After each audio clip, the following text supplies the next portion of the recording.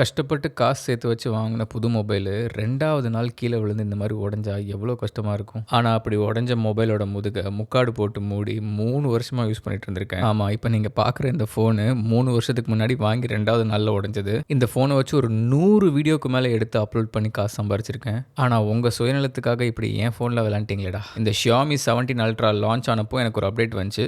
Update பண்ண March 3 என்னோட ஃபோனில் இந்த மாதிரி கோடு வந்துருச்சு. நீ கோடு என்னடா போகிறது, நீ கெட்ட வார்த்தையில் திட்டினாலும் நான் ஃபோனை மாற்ற மாட்டேன். அதே ஃபோனை தான் ரெகுலராக டெய்லி டாஸ்க்கு யூஸ் பண்ணிட்டு இருந்தேன். இப்போ யூடியூப் வீடியோஸ்க்கு யூஸ் பண்ணுறது 16 Pro Max தான். அண்ட் வீட்டில் வேலை செய்கிற அக்கா புது ஃபோன் ஒன்று வாங்கி தெரியாப்பான்னு கேட்டிருந்தாங்க. அவங்களுக்கு கூட புது ஃபோன் வாங்கி கொடுத்தாச்சு. ஆனால் நான் இன்னும் அதே உடஞ்ச ஃபோனை தான் யூஸ் பண்ணிட்டு இருக்கேன். அதுவும் கோடு விழுந்த ஃபோனை. படுபாவிங்க இன்னொரு பாயசத்தை போட்டுற வேண்டியதாங்கிற மாதிரி இன்னொரு அப்டேட்டை போட்டு ஒரு கோடாக இருந்தது 2 கோடாக ஆக்கி விட்டாங்க. அப்டேட் பண்ணி முடிச்சோடனே 2 கோடு விழுந்துச்சு. அப்படி இருந்தும் போன மாதம் வரைக்கும் இழுத்தடிச்சு யூஸ் பண்ணிட்டேன். ஆனால் ஃப்ளிப்கார்ட்காரங்க இந்த நேரம் பார்த்து கோட்டு சேலு ஆட்டு சேல்னு சேலாக போட்டு 1 லட்ச ரூபா பக்கம் செலவு இழுத்து விட்டாங்க. இது ஆஃபர்னு சந்தோஷப்படுறதா இல்லை செலவுன்னு வருத்தப்படுறதா? சரி, சென்டிமெண்ட்டாக சம்சாரத்திட்ட கொடுத்து இந்த சமாச்சாரத்தை அன்பாக்ஸ் பண்ணலான்னு பார்த்தா இந்த ஃப்ளிப்கார்ட்காரங்க ஓப்பன் பாக்ஸ் டெலிவரிங்கிற பேரில் வாசப்படியில் வச்சு மறுவாசல் செஞ்சுட்டு போயிட்டாங்க.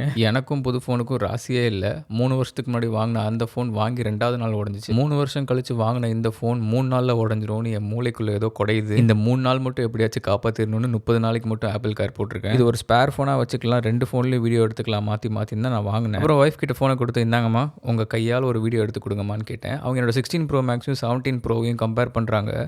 17 Pro அவ்வளோ கிறிஸ்பாக அவ்வளோ கிளாரிட்டியாக இருக்குது. இது ஃப்ரண்ட் கேமரா கிளாரிட்டிலாம் இவ்வளோ இருந்ததே கிடையாது என்னோட ஃபோனில் 16 Pro Maxல. இதுக்கப்புறம் வீடியோஸ்க்கு 16 Pro Max யூஸ் பண்ணவா இல்லை இந்த 17 Pro யூஸ் பண்ணவான்னு நீங்களே கொஞ்சம் கமெண்ட்டில் சொல்லுங்கள்.